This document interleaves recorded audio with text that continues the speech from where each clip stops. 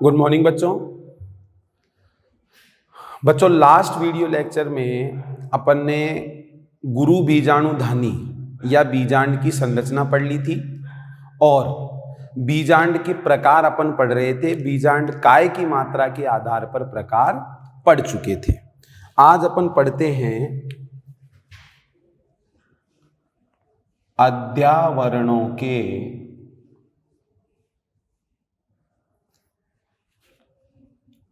आधार पर बीजांड के प्रकार।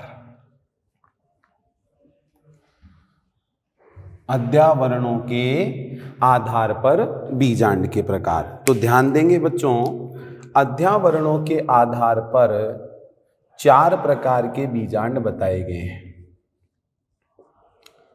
एटैगमिक ओव्यूल या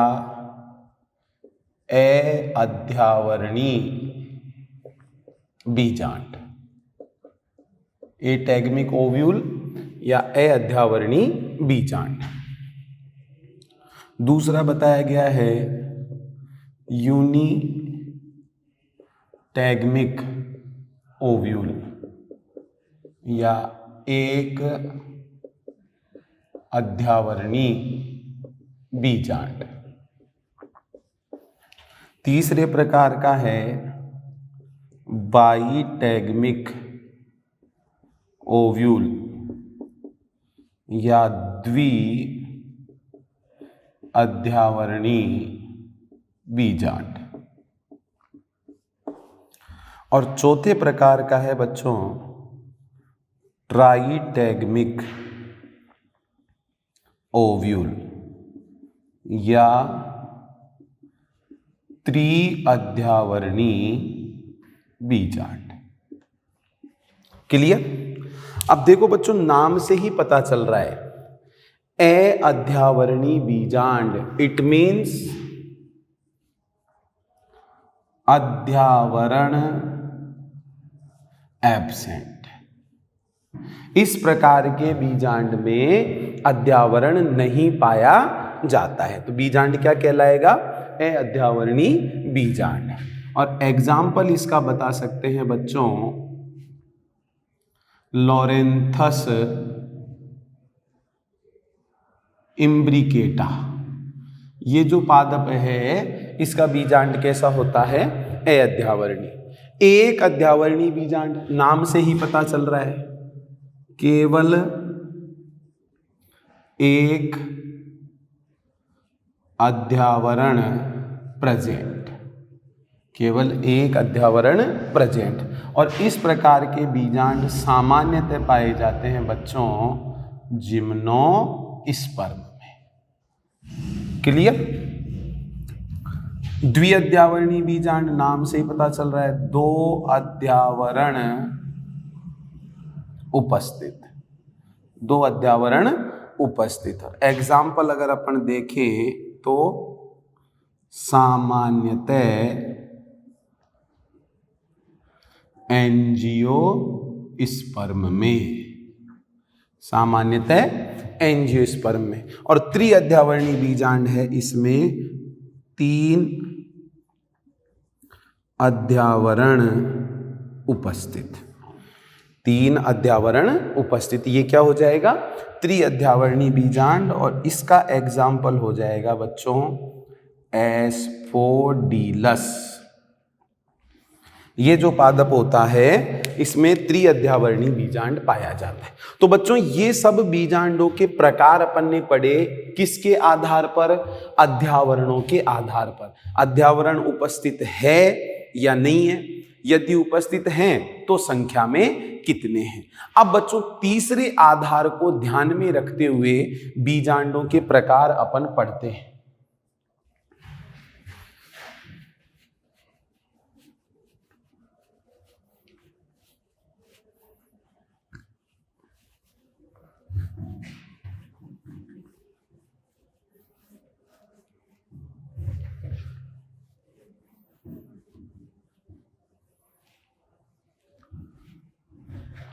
देखो बच्चों, ये इंपॉर्टेंट है। आधार क्या माना गया है? आधार, बेसिक। निभाग बीजांड द्वार बीजांड व्रंत की आपस में स्थिति के आधार पर। निभाग बीजांड द्वार बीजांड व्रंत की आपस में स्थिति के आधार पर बीजांडों के प्रकार अपने को पढ़ने हैं। और बच्चों कुल 6 प्रकार के बीजांड बताए गए हैं इस चीज को आधार मानते हुए। पहले अच्छी तरह से 6 के नाम सुन लो। नंबर 1 ऋजु या सीधा बीजांड, ऋजु या सीधा बीजांड। Orthotropous ovule. दूसरा प्रकार बताया गया है उल्टा या प्रतीप बीजांड, उल्टा या प्रतीप बीजांड, एनाट्रोपस ओव्यूल। तीसरा प्रकार बताया गया है अर्ध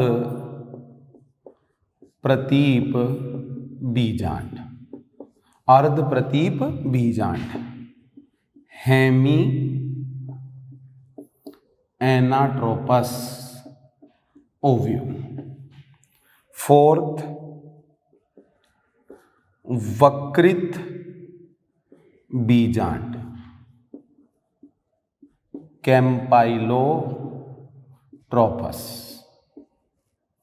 फिफ्थ अनुप्रस्थ बीजांड, एम्फीट्रोपस। और सिक्स्थ कुंडलित बीजांड, सिरसिनोट्रोपस। ठीक है, तो बच्चों ये 6 प्रकार के ओव्यूल बताए गए हैं। आधार क्या है?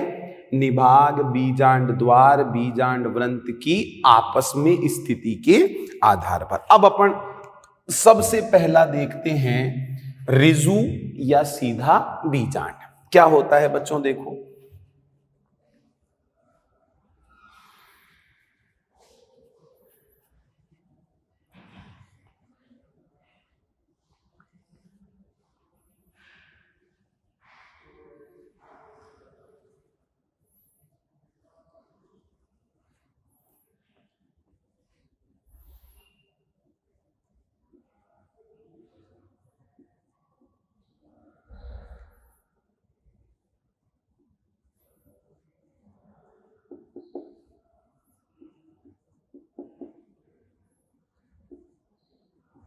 देखो बच्चों, अगर अपन बात करें ऋजु या सीधे बीजांड की, तो ये क्या है बच्चों? बीजांड द्वार। ठीक है, बीजांड द्वार के अपोजिट इधर क्या हो जाएगा? निभाग। ये क्या हो जाएगा? बीजांड व्रंत। और ये जो सारी चीजें हैं, बीजांड द्वार निभाग बीजांड व्रंत, ये सारे के सारे बच्चों एक सीधी रेखा में उपस्थित होते हैं। अपन क्या कह सकते हैं? बीजांड द्वार निभाग बीजांड व्रंत ये सब सीधी रेखा में उपस्थित है। ये सब सीधी रेखा में उपस्थित होते हैं। इस बीजांड को सबसे सरल व प्राचीनतम बीजांड माना गया है, सबसे सिंपल टाइप का और प्रिमेटिव टाइप का। और एग्जाम्पल अगर अपन देखें तो साइकस व पोलीगोनम। साइकस और पोलीगोनम के अंदर इस प्रकार का बीजांड मिलता है, इसलिए इसको पोलीगोनम टाइप का ओव्यूल भी कहते हैं। ठीक है, सीधा समझ में आ गया। जब बीजांड द्वार, निभाग, हाइलम, नाभिका, बीजांड व्रंति ये सब एक सीधी रेखा में हो तो इसको सरल या रिजु या सीधा बीजांड बोला जाता है। क्लियर। अब अपन देखते हैं दूसरे प्रकार का बीजांड, उल्टा या प्रतीप बीजांड। जो पीछे अपन ने बीजांड की संरचना पढ़ी थी वो बच्चों किसकी थी? उल्टे या प्रतीप बीजांड की। अब कैसे समझ सकते हैं, ध्यान देंगे। ये उल्टा या प्रतीप बीजांड,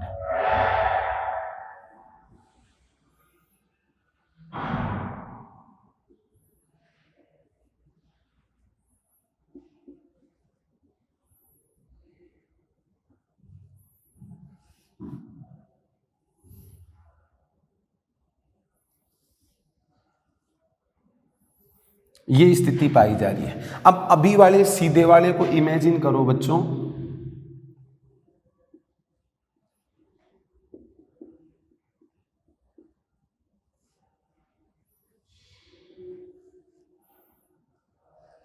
ये मान लेते हैं कैसा बीजांड है? सीधा।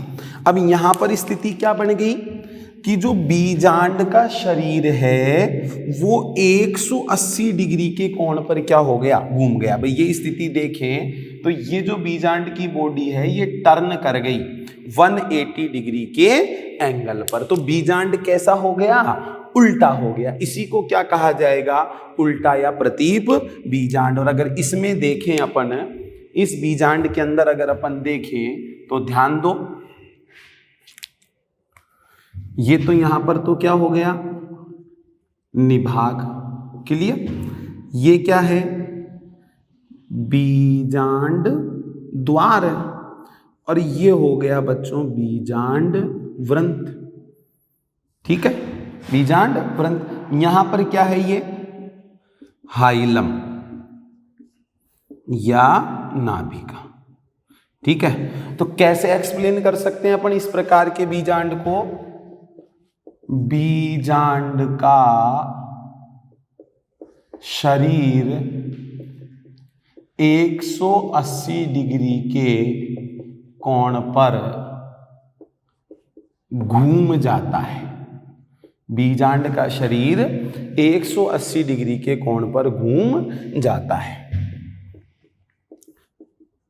बीजांड द्वार व निभाग एक सीधी रेखा में।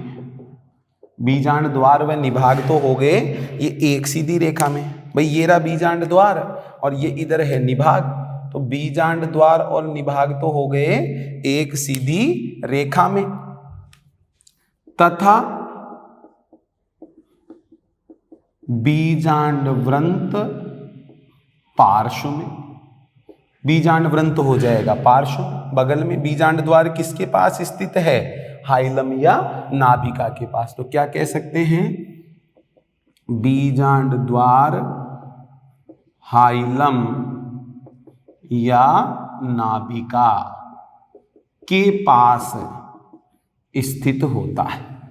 बीजांड द्वार हाइलम या नाभिका के पास स्थित होता है। ये सबसे प्रारूपिक प्रकार का बीजांड है। ये सबसे प्रारूपिक प्रकार का बीजांड है जो 82% से भी ज्यादा आवृत बीजी कुलों में प्रेजेंट होता है। जैसे कुकुरबिटेसी है, सोलेनेसी है, मालवेसी है। इन सब कुलों में बच्चों कौन सा बीजांड पाया जाता है? उल्टा या प्रतीप बीजांड, जो कि प्रारूपिक प्रकार का बीजांड है। ज्यादातर आवृत बीजियों में यही मिलता है। ठीक है, अब अपन देखते हैं तीसरे प्रकार का अर्ध प्रतीप बीजांड। प्रतीप, प्रतीप का मतलब था उल्टा। अर्ध प्रतीप, अर्ध प्रतीप का मतलब है बच्चों आधा उल्टा। अर्ध प्रतीप का क्या मतलब है? आधा उल्टा। तो कैसी स्थिति बनेगी देखो, अर्ध प्रतीप बीजांड में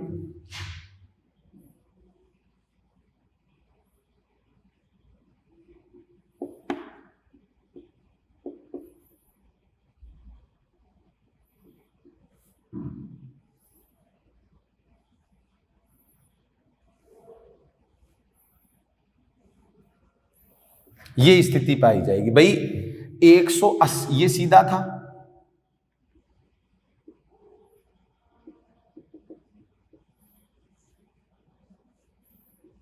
ये बीजांड कैसा हो गया? सीधा। 180 डिग्री के एंगल पे घूमा था तो उल्टा, और अगर ये घूम जाए बच्चों 90 डिग्री के एंगल पे तो ये कैसा बन जाएगा? अर्ध प्रतीप। अब इसमें स्थिति क्या बता सकते हैं कि जो बीजांड द्वार और निभाग है वो बीजांड द्वार और निभाग एक अनुप्रस्थ रेखा में उपस्थित होते हैं और बीजांड वृंत पाया जाता है इनके समकोण पर। तो हम क्या कह सकते हैं? बीजांड का शरीर 90 डिग्री के कोण पर घूमा हुआ, बीजांड का शरीर 90 डिग्री के कोण पर घूमा हुआ। बीजांड द्वार व निभाग एक अनुप्रस्थ रेखा पर उपस्थित, बीजांड द्वार और निभाग एक अनुप्रस्थ रेखा पर उपस्थित। बीजांड वृंत दोनों के समकोण पर प्रेजेंट। बीजांड वृंत जो होता है वो बीजांड द्वार और निभाग के समकोण पर पाया जाता है। इसका एग्जाम्पल है बच्चों रेननकुलस। इसका एग्जाम्पल क्या है? रेननकुलस। ठीक है, तो ये हो जाएगा अर्ध प्रतीप बीजांड या आधा उल्टा बीजांड। अब अपन देखते हैं वक्रित प्रकार का बीजांड।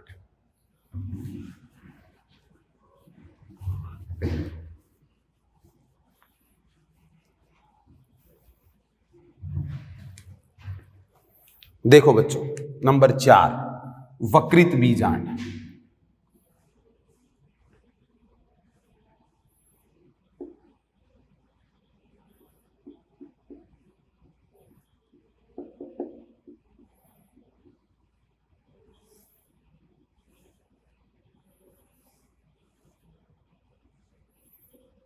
वक्रित। अब देखो, ना तो 90 डिग्री एंगल है ना 180 डिग्री एंगल, 135। ठीक है, तो अपन क्या कहेंगे? बीजांड का शरीर तिरछा होता है तथा लगभग 135 डिग्री के कोण पर घूम जाता है। 135 डिग्री के कोण पर घूम जाता है। ठीक है, बीजांड द्वार निभाग व बीजांड वृंत एक दूसरे के पास पास स्थित है। ये एक दूसरे के पास पास, ये सीधी रेखा में नहीं है बच्चों, ऐसे तिरछी लाइन में होते हैं। बीजांड द्वार और निभाग तिरछी लाइन में स्थित होते हैं। इस प्रकार के बीजांड को क्या कहेंगे? कैम्पाइलोट्रोपस या वक्रित बीजांड। एग्जाम्पल इसका हो जाएगा क्रूसीफेरी या ब्रेसिकेसी और एक बच्चों लेग्यूमिनोसी। लेग्यूमिनोसी जो फैमिली है उसमें भी इसी प्रकार का पाया जाता है। तो प्रतीप और अर्ध प्रतीप के बीच की स्थिति बतानी है कि बीजांड जो होता है उसका शरीर कैसा हो जाएगा? तिरछा। ना तो 90 डिग्री के एंगल पे है ना ही 180 डिग्री के एंगल पे, तिरछा बीजांड है जो लगभग 135 डिग्री के कोण पर घुमा हुआ होता है। ठीक है, अब अपन देखते हैं बच्चों अगले प्रकार का अनुप्रस्थ बीजांड।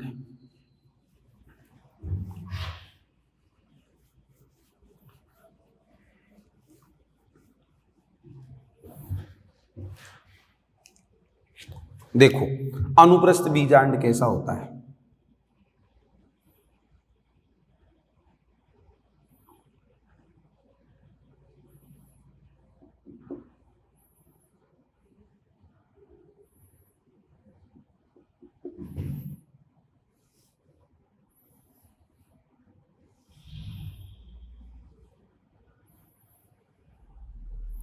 देखो बच्चों, बीजांड का शरीर तो 135 डिग्री के कोण पर ही घुमा हुआ है, तिरछा है, लेकिन तिरछेपन का इफेक्ट किस पे भी हो गया, भ्रूण कोश पे भी। भ्रूण कोश कैसा हो जाता है, घोड़े की नाल के जैसा। तो पहचान क्या है, बीजांड का शरीर वक्रित या तिरछा होता है तथा वक्रण का प्रभाव भ्रूण कोश पर भी पड़ता है, तथा वक्रण का प्रभाव भ्रूण कोश पर भी पड़ता है। वक्रण का प्रभाव भ्रूण कोश पर पड़ने की वजह से भ्रूण कोश कैसा हो जाता है, घोड़े की नाल जैसा। भ्रूण कोश कैसा हो जाता है, घोड़े की नाल जैसा। तो वक्रित बीजांड जिसमें भ्रूण कोश कैसा हो जाए, घोड़े की नाल जैसा हो जाए, तो वही क्या बन जाता है, अनुप्रस्थ बीजांड बन जाता है। इसका एग्जाम्पल हम बता सकते हैं बच्चों, मिराबिलिस। इसका एग्जाम्पल क्या हो जाएगा, मिराबिलिस। ठीक है, ये हो जाएगा अनुप्रस्थ प्रकार का बीजांड। अब लास्ट अपन देखते हैं कुंडलित बीजांड।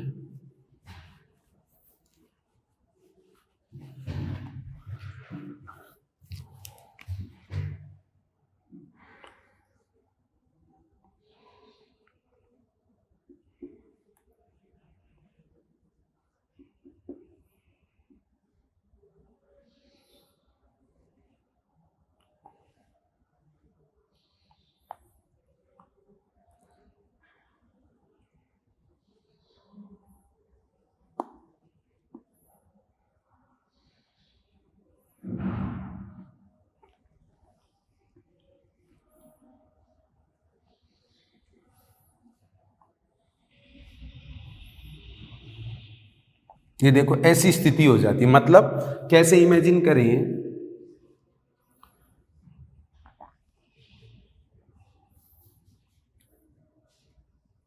ये मान लो सीधा बीजांड है, ये क्या है, सीधा बीजांड है। अब एक बार तो हो गया उल्टा यूं, और फिर वापस इसकी बॉडी टर्न कर जाती है 180 डिग्री पे, और मतलब बीजांड का शरीर 360 डिग्री के कोण पर घूम जाता है। बीजांड का शरीर 360 डिग्री के कोण पर घूम जाता है, मतलब एक बार उल्टा होकर वापस क्या हो जाता है, सीधा हो जाता है। आगे बात समझ में, बीजांड का शरीर 360 डिग्री के कोण पर घूम जाता है। अब बीजांड व्रंत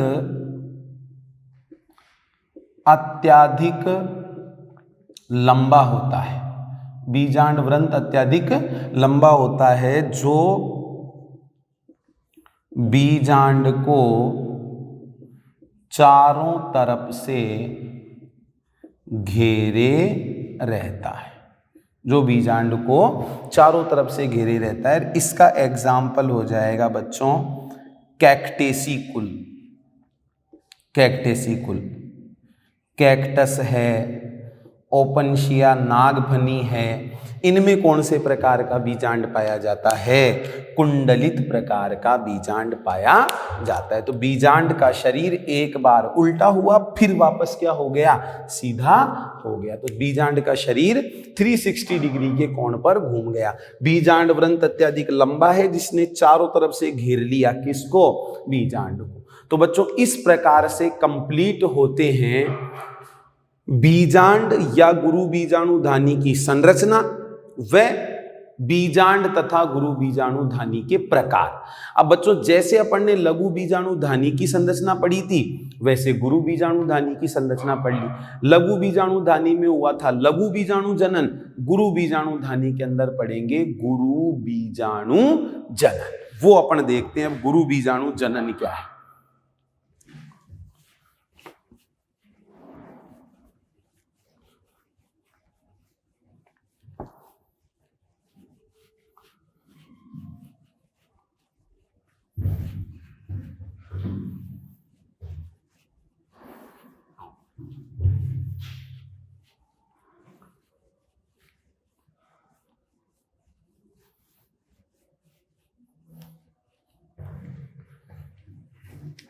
देखो बच्चों,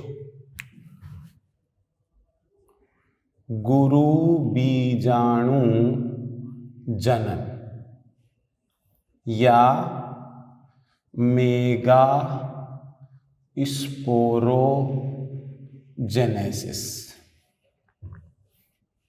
गुरु बीजाणु जनन या मेगा स्पोरोजेनेसिस। तो सबसे पहले तो अपन परिभाषित करते हैं, होगा क्या। गुरु बीजाणु मात्र कोशिका में अर्धसूत्री विभाजन से गुरु बीजाणु बनने का प्रक्रम या प्रक्रिया। गुरु बीजाणु मात्र कोशिका में अर्धसूत्री विभाजन से गुरु बीजाणुओं के बनने की जो प्रक्रिया होती है उस प्रक्रिया को कहा जाता है गुरु बीजाणु जनन। अब कैसे बनते हैं गुरु बीजाणु वो अपन देखेंगे।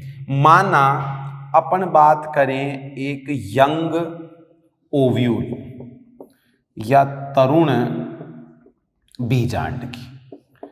सपोज एक यंग ओव्यूल या तरुण बीजांड है। अब बच्चों अगर ओव्यूल यंग है, तरुण बीजांड है, तो उसमें भ्रूणकोश उपस्थित नहीं होगा। कैसी स्थिति मान सकते हैं, ऐसे इमेजिन करो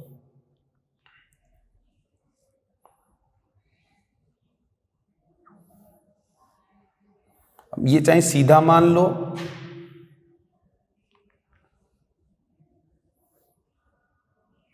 चाहे से अपन उल्टा मान लेते हैं, ठीक है।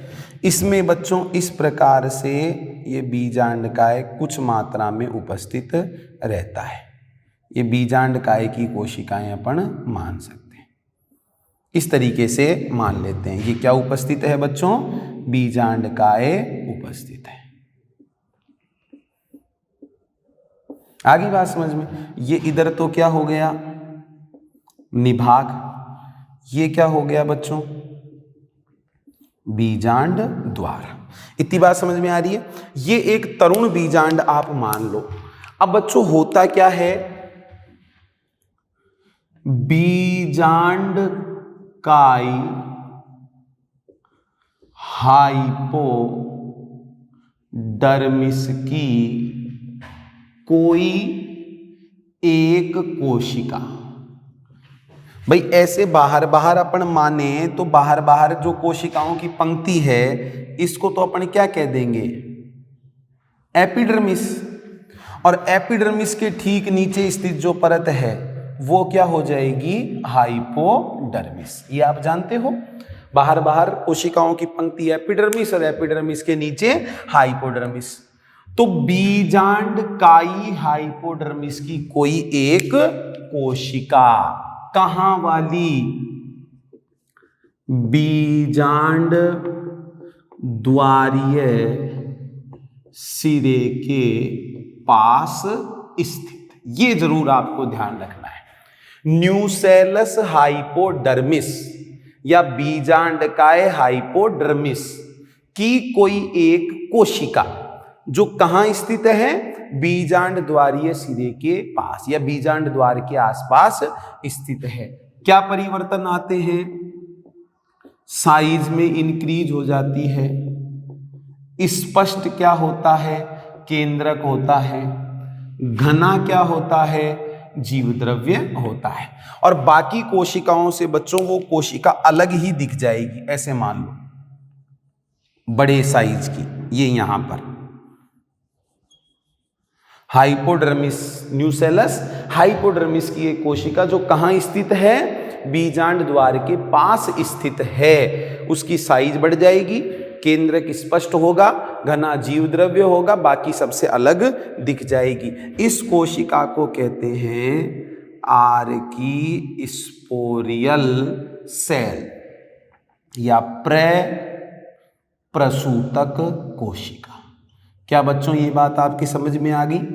न्यूसेलस हाइपोडर्मिस से क्या मिल गई? एक आर्की स्पोरियल सेल या प्रसूतक कोशिका। ये मान लो ये क्या है साहब? आर्की स्पोरियल सेल या प्रसूतक कोशिका। अब इस कोशिका के अंदर होगा परिणतिक विभाजन। इस कोशिका में क्या होगा बच्चों? परिणतिक विभाजन होगा। और परिणतिक विभाजन से एक सेल तो बन जाएगी बाहरी, आउटर, और एक सेल बन जाएगी बच्चों इनर, आंतरिक। जो बाहरी कोशिका बनी है इसको तो बोलेंगे प्राथमिक भित्ति कोशिका, और जो आंतरिक कोशिका बनी है इसको बोलेंगे प्राथमिक बीजाणुजन कोशिका। क्लियर? ये प्राथमिक भित्ति कोशिका और ये प्राथमिक बीजाणुजन कोशिका किससे बनी है? आर्की स्पोरियल सेल से। कौन से विभाजन से? परिणतिक विभाजन से। यहां तक की कहानी आप अच्छी तरह से समझ लो। माना एक बीजांड कैसा है? तरुण है, यंग है, पूरी तरह से मैच्योर नहीं हुआ है। उस बीजांड की न्यूसेलस हाइपोडर्मिस की कोई एक कोशिका जो कि बीजांड द्वार के पास स्थित होती है, साइज बढ़ा लेती है, स्पष्ट केंद्रक, घना जीव द्रव्य। इस कोशिका को बोला जाता है आर्की स्पोरियल सेल। इसमें होगा परिणतिक विभाजन। एक बाहरी प्राथमिक भित्ति कोशिका बन जाएगी और एक आंतरिक प्राथमिक बीजाणुजन कोशिका बन जाएगी। अब आगे क्या होगा वो देखो।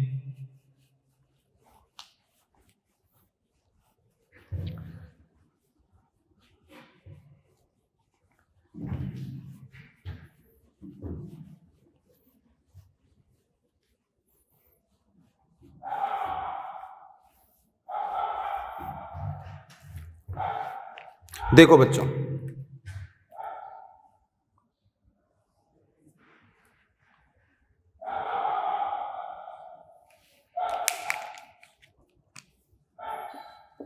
इनर प्राथमिक बीजाणु जन कोशिका, ठीक है, और ये आउटर प्राथमिक भित्ति कोशिका, ठीक है। अब ध्यान देना बच्चों, ये जो आउटर प्राथमिक भित्ति कोशिका है ये विभाजन करके बीजांड काय निर्मित करती है। ये विभाजन करके क्या निर्मित करती है? बीजांड काय निर्मित करती है। थोड़े समय बाद यदि विभाजन रुक जाते हैं, इस प्राथमिक बीजांडकाय कोशिका में यदि थोड़े समय बाद विभाजन रुक जाते हैं तो तनु बीजांडकायी बीजांड बनता है। और यदि ये प्राथमिक भित्ति कोशिका लगातार विभाजित होती रहती है, लगातार विभाजित होती रहती है तो स्थूल बीजांडकायी बीजांड बनता है। क्या बनता है? स्थूल बीजांड का ही बीजांड बनता है। ये तो कहानी हो गई प्राथमिक भित्ति कोशिका की। अब बच्चों जो प्राथमिक बीजाणुजन कोशिका है यह व्यवहार करती है किसके जैसा? गुरु बीजाणु मात्र कोशिका के जैसा। और इसमें होगा फिर मियोसिस, अर्धसूत्री विभाजन। और अर्धसूत्री विभाजन से बनते हैं 4 गुरु बीजाणु जो कि रेखिक चतुष्क के रूप में पाए जाते हैं। याद करो, लघु बीजाणुओं के चतुष्क होते हैं 5 प्रकार के, गुरु बीजाणुओं का चतुष्क होता है एक ही प्रकार का। कौन सा? रेखिक। तो देखो कैसे इमेजिन कर सकते हैं।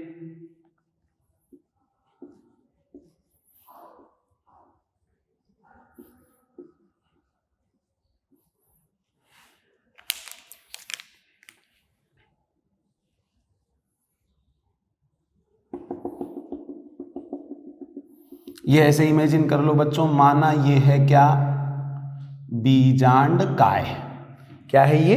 बीजांड काय। इसको मान लेते हैं गुरु बीजाणु मात्र कोशिका। अब बच्चों ये गुरु बीजाणु मात्र कोशिका प्रप्रसूतक कोशिका से बनी थी, और प्रप्रसूतक कोशिका किधर थी? बीजांड द्वार की ओर। तो इधर तो आपको ध्यान रखना है कैसा सिरा है? बीजांड द्वारीय सिरा। और इधर कैसा सिरा है? निभागीय सिरा। आगे बात समझ में? अब इस गुरु बीजाणु मात्र कोशिका में क्या होंगे? अर्धसूत्री विभाजन। तो पहले तो बन जाएंगे 2,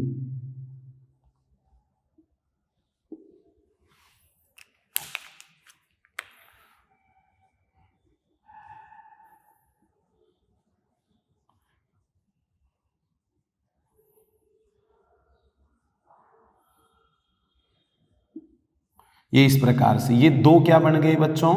गुरु बीजाणु। मियोसिस फर्स्ट से। और उसके बाद में फिर 1, 2, 3 और 4।